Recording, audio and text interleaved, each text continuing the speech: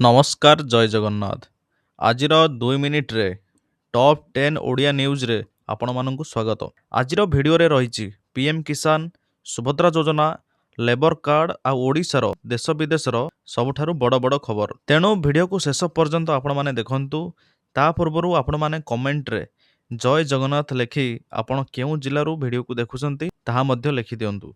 ଚାଲନ୍ତୁ ଆରମ୍ଭ କରିବା ଆଜିର ପ୍ରଥମ ବଡ଼ ଖବର। ମଦ୍ୟପାନ କରି ବିଧାନସଭାକୁ ଆସିଲେ ପଞ୍ଜାବର ମୁଖ୍ୟମନ୍ତ୍ରୀ। ଆଲକୋହଲ ଟେଷ୍ଟ କରିବା ପାଇଁ ବିରୋଧୀମାନେ ଦାବି କରିଛନ୍ତି। ଆସନ୍ତା 5 ଦିନ ପର୍ଯ୍ୟନ୍ତ ଓଡ଼ିଶାରେ ରହିବ କାଳବୈଶାଖୀର ପ୍ରଭାବ। ବଜ୍ରପାତ, ବର୍ଷା ଓ ପବନ ସହିତ 8 ଜିଲ୍ଲାକୁ ପାଣିପାଗ ବିଭାଗ ପକ୍ଷରୁ ଅରେଞ୍ଜ ୱାର୍ଣ୍ଣିଂ ମଧ୍ୟ ଜାରି କରାଯାଇଛି। ଆଉ ଏକ ବହୁତ ବଡ଼ ଖବରଟେ ଆସିଛି ଯେ ମା ବୈଷ୍ଣୋଦେବୀଙ୍କ ମନ୍ଦିରରୁ 40 ଲକ୍ଷ ଟଙ୍କାର ସୁନା ଗହଣା ଗୁଡ଼ିକୁ ଚୋରମାନେ ରାତିରେ ଚୋରି କରି ନେଇଯାଇଛନ୍ତି। ପ୍ରଥମ ଥର ପାଇଁ ଓଡ଼ିଆରେ ମିଳିବ ମେଟ୍ରିକ ସାର୍ଟିଫିକେଟ। ଆଜି ଅପରାହ୍ନ 4ଟାରେ ମେଟ୍ରିକ ରେଜଲ୍ଟ ପ୍ରକାଶ ପାଇବ।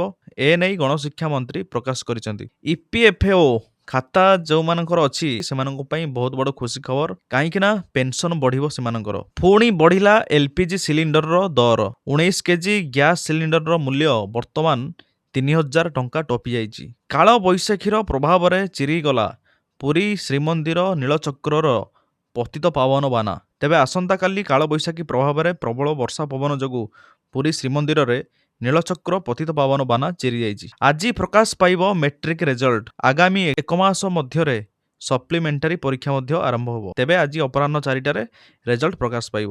ଏଣିକି ସାଧାରଣ ମଣିଷ ମଧ୍ୟ ମହାକାଶ ଯିବେ। ଏ ନେଇ ଇସ୍ରୋ ବା ଇଣ୍ଡିଆନ୍ ସ୍ପେସ୍ ରିସର୍ଚ୍ଚ ଅର୍ଗାନାଇଜେସନ ପକ୍ଷରୁ ଏକ ବହୁତ ବଡ଼ ନିଷ୍ପତ୍ତି ନିଆଯାଇଛି। ତେବେ ଏହି ଭିଡ଼ିଓ ଯଦି ଭଲ ଲାଗିଥାଏ ଆପଣମାନେ ଭିଡ଼ିଓକୁ ଲାଇକ୍ କରନ୍ତୁ, ସମସ୍ତଙ୍କୁ ସେୟାର କରନ୍ତୁ ଏବଂ ଦିନକୁ ଦିନ ନୂଆ ନୂଆ ଖବର ଜାଣିବା ପାଇଁ ଚ୍ୟାନେଲକୁ ସବସ୍କ୍ରାଇବ କରିବା ସହିତ ପାଖରେ ଥିବା ବେଲ୍ ଆଇକନକୁ ଆପଣମାନେ ଦବାଇ ଦିଅନ୍ତୁ।